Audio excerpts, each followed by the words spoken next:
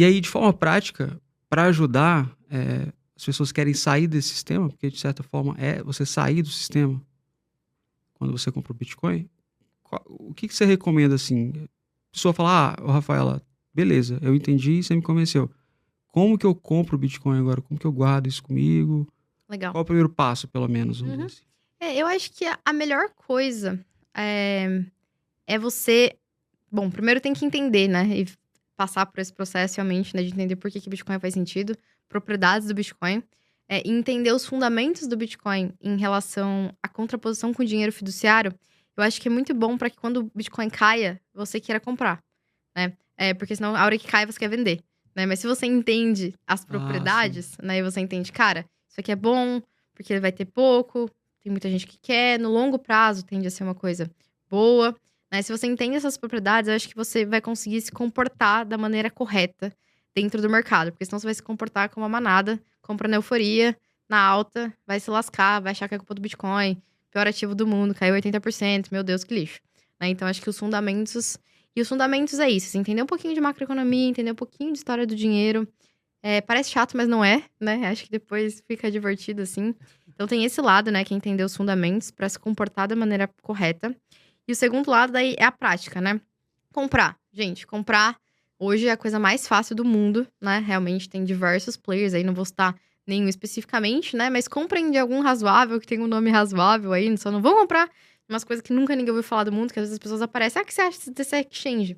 Nunca ouvi falar. Tô no mercado há 8 anos. Aí você fala, caraca, como é que vocês chegaram nisso, né? Então, procurem Você aí. fala sobre isso no seu Instagram, Falo sobre também. corretoras, lugares para comprar, então a Sim. pessoa pode te acompanhar lá Pode. e Eu sentir até mais posso segura, né? citar, assim, especificamente hoje, né? Eu uso bastante a BitGet, por exemplo, porque ela tem um dos maiores fundos para caso alguma coisa acontecer, eles bancarem, né? Porque a premissa pode acontecer. É impossível você garantir que não vai acontecer nada com uma exchange, né? Hoje eles É. são as maiores exchanges, das maiores exchanges do mundo, mas também tem esse fundo que eu gosto muito, né? Tem a prova de transparência muito boa. Mas tem várias aí, enfim, tem as brasileiras também, né? Cada pessoa vai se identificar. Mas eu acho que o mais importante é fazer o processo, né? Então, comprou de uma exchange, compra ali, R$ 100, gente. R$ 100 é um final de semana. É É. uma saída no bar, hoje, né? Então, ao invés de uma saída no bar, vamos falar assim, hoje eu vou me divertir aqui. Compra R$ 100, abre uma carteira, não começa se preocupando com hard wallet, eu acho, assim. Abre lá, electron.org. É a minha indicação, assim, né?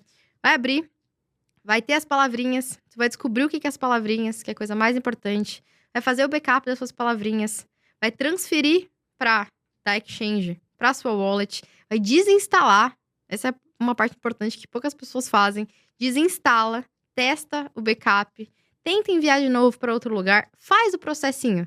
Faz o processinho, se permite errar um pouco. Quando você passar por isso, Um grande. pouco e com pouco, né? Exatamente, com pouco. Assim, aquele dinheiro é o dinheiro do bar, tu vai perder, tu ia ficar de ressaca no dia seguinte. Mesma coisa. Só vai ser um pouco melhor, né? Tu já ia perder aqueles R$ 100 bebendo mesmo. Então, né, faz esse processo assim, e aí depois que tu termina a trajetória, né, que é abrir uma carteira, guardar as palavras, enviar pra carteira, desinstalar a carteira, testar o seu backup, fazer as transações, tu já vai ter dado um passo tão grande, vai descobrir que é tão fácil, na verdade. Tipo, é tão trivial. Assim, é muito mais difícil entender Bitcoin do que mexer no Bitcoin no final do dia, né? Ah, sim. Então, assim, vai pra mão na prática, vai lá testar, né? Entenda como uma brincadeira mesmo ali, pra não ficar pesado, não ficar, Entende o nossa, ai meu comportamento do Deus. preço, Uhum. porque é bem volátil, às vezes sobe muito, às vezes cai muito, né?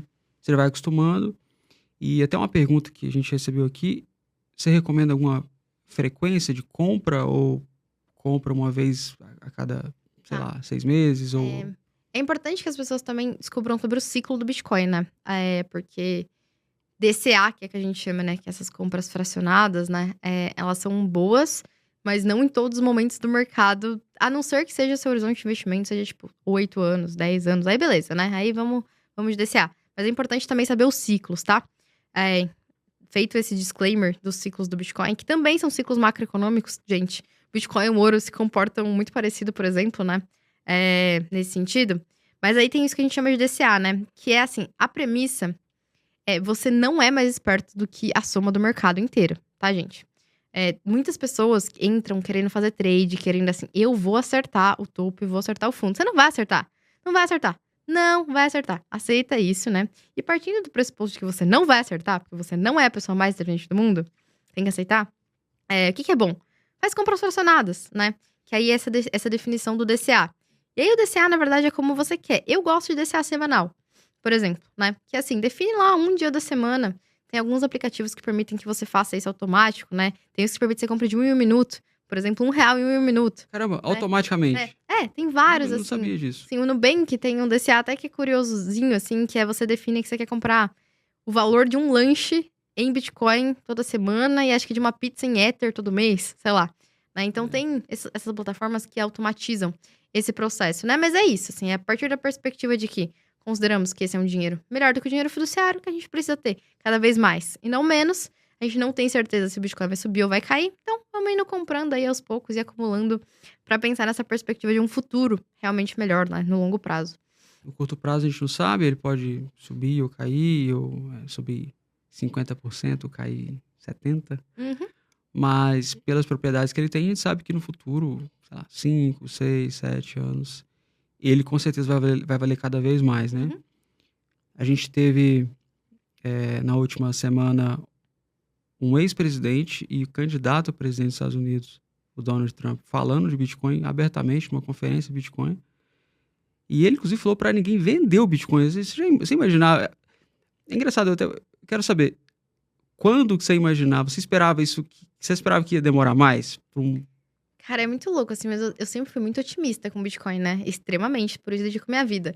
Mas a realidade do Bitcoin sempre me surpreende. Eu lembro que quando eu descobri que o botão minerava, eu fiquei assim, caraca, os monges minera. Tipo, nem dos meus... Eu sonho muito, né? Eu tenho muitos sonhos. E eu lembro de todos os meus sonhos. E muitos envolvem Bitcoin, né? Mas eu fico assim, cara, nem dos meus sonhos mais malucos eu imaginaria os monges nas montanhas minerando Bitcoin, né? E aí acontece esse processo, assim, de tipo... Aí eu já não me surpreendo. No sentido de, tipo, eu fico, caraca, interessante. Mas eu já não duvido de mais nada. Não duvido de mais nada. Depois do que aconteceu com os ETFs. Tipo, o ETF de Bitcoin foi o melhor ETF da história dos ETFs. Não é o Bitcoin que precisa de ETF, o ETF precisa de Bitcoin. Né? Então é a mesma coisa, assim, dos presidentes. Não é a gente que precisa dos presidentes. Eu tô me lascando. O que o presidente vai fazer? Mas é os presidentes que precisam do Bitcoin no final do dia, né? Então, é muito surpreendente, mas eu já não duvido de mais nada. Nada. Parece que, assim, as coisas estão acontecendo num ritmo mais acelerado. Muito rápido. Os eventos Muito que a gente rápido. esperava que acontecesse daqui há alguns anos estão acontecendo já agora. Não, porque essa semana foi isso. Teve o Trump fazendo, teve a senadora dos Estados Unidos querendo aprovar um projeto de lei para os Estados Unidos comprar 5% do supply do Bitcoin. Teve um deputado de Hong Kong também querendo aprovar um projeto de lei para as reservas de valor do Bitcoin. Tipo, tudo isso em 3 dias. Hoje é quinta-feira. Já aconteceu tudo isso. São promessas que... promessas até no sentido mais amplo, sim. Não só que são promessas de políticos, mas cenários e perspectivas, promessas para o futuro, que se acontecer, tem tudo para levar o Bitcoin para $1 milhão. Uhum. Você acha isso? Não, definitivamente. Definitivamente. Eu acho que cada vez mais, assim, tem essa adoção desses grandes players, né? E aí é uma corrida contra o tempo, né? E tem que comprar antes deles. Porque não tem para todo mundo. Não tem nem pra todos os milionários no mundo. Tem 0,2 Bitcoin por milionário do mundo. Se todos os milionários quiserem, 0,2. ele vai ter que torcer para algum outro milionário vender Uhum. num preço razoável. Sim, exatamente. Porque se todos os milionários falarem, bom, o meu eu não vendo por menos de $1 milhão. É isso. Então ele vai ter que torcer, contar com a sorte, na verdade, e esperar, né? Por isso que a sensação de poder é muito grande quando você guarda um Bitcoin, dá um poder, uma segurança. E é curioso, não te dá a sensação assim, quando você tá andando na rua? Olha, tanto que isso é engraçado. Você já sentiu isso, assim, você tá na rua, você fala assim, poxa, eu acho que essas pessoas não entendem o Bitcoin ainda, cara. Eu entendo o Bitcoin, será que esse pessoal não entende? O que tá passando na cabeça deles, assim? Você já sentiu uma pessoa como se fosse um alienígena, assim? É muito curioso. Eu tenho alguns pensamentos, assim. Eu, particularmente, sou uma pessoa que não gosto muito de andar muito arrumada, né? Não é algo que eu me importe, assim. Eu nunca me importei com marca, de roupa, de nada. E constantemente, assim, eu tô lá na minha cidade, no interior do interior. A pessoa mais xixelenta, assim, de moletom, de chinelo e meia, sabe? Assim, andando num lugar. e aí alguém te olha assim, meio tipo... Caraca, né? Umas pessoas meio chiques, assim, tu olha e fala assim, caraca, eu tenho muito mais Bitcoin que você. Tipo, nem importa que você tá me olhando desse jeito, sabe? Eu tenho um pouco dessa perspectiva, assim, de às vezes estar em alguns lugares em que as pessoas estão ostentando, né? Muitas coisas físicas, assim. E você para e pensa, tipo, caraca, isso não... Isso, sabe? Isso é ostentação, isso não é riqueza, isso não é patrimônio, né? Então, eu passo um pouco só por esse processo, assim, dos dias em que eu tô mais... Sabe assim, você tá tipo, cara, um dia que você trabalha em casa, né? Não precisa muito. Daí sai de moletom, assim, na padaria. A pessoa mais estranha, alguém te olha e fala, ai, tá bom, pode olhar, pode olhar. É porque, assim, parece que o Bitcoin é uma verdade que a gente encontrou num baú, assim, e a gente foi premiado por entender isso, porque muitas pessoas escutam,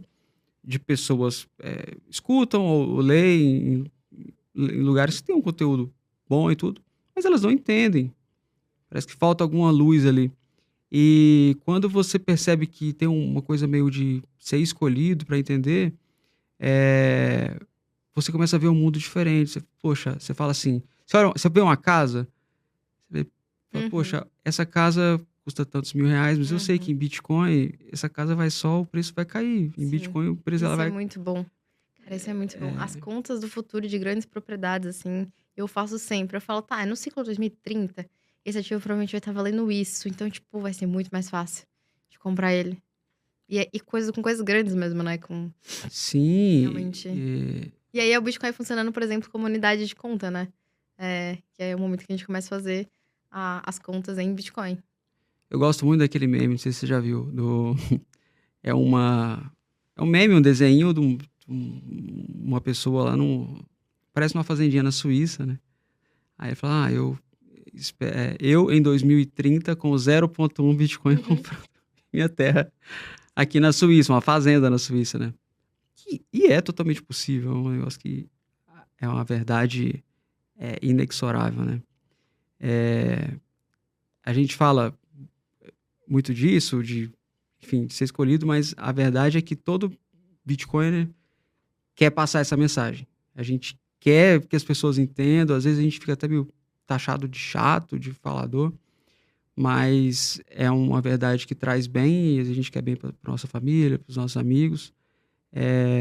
A gente quer fazer podcast para falar disso.